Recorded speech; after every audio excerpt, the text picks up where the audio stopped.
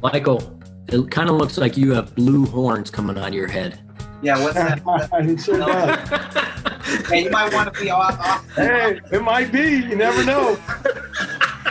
This is Enrique Montiel, Coach Enrique, Master E, Yoda, coming to you live from Colorado Springs. For the record, Wrestling with Life today. I want to welcome a group of gentlemen, and a few people might be popping in as we go on.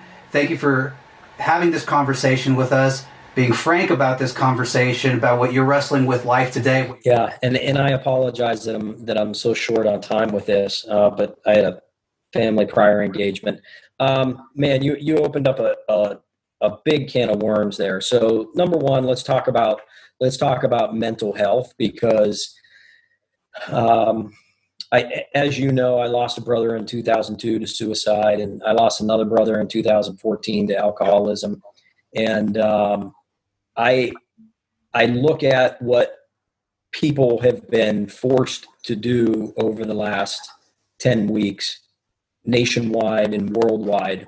I mean, just working in the healthcare industry and understanding the system of the non-system, I can't entirely blame the administration for doing what they did. I should say more so the health care organization that did what they did, because if you are familiar and have studied our non-healthcare system, we don't have really a healthcare system. It's fragile at best, and it could have had dire results. You know, mental stress is just as bad as our anything physical, and now it's being talked about more now. But I think part of the issues we're having now is related to having, you know, all this stress in our life, and people want to vent, people want to get out, and I get it. So, you know, if we can move the conversation of how we can de-escalate our stress, what are the things that we can do to minimize it? What can we directly do to help other people that, you know, we might be under a little stress? And, you know, I feel like our friend who left us a couple months ago, sometimes I feel guilty. Maybe I could have done a little bit more.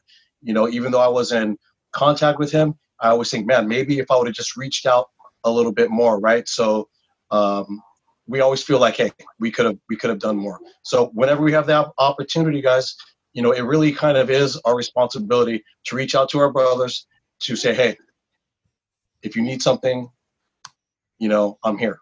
Absolutely. And I just think it's part of our responsibility as men to help other men who are struggling.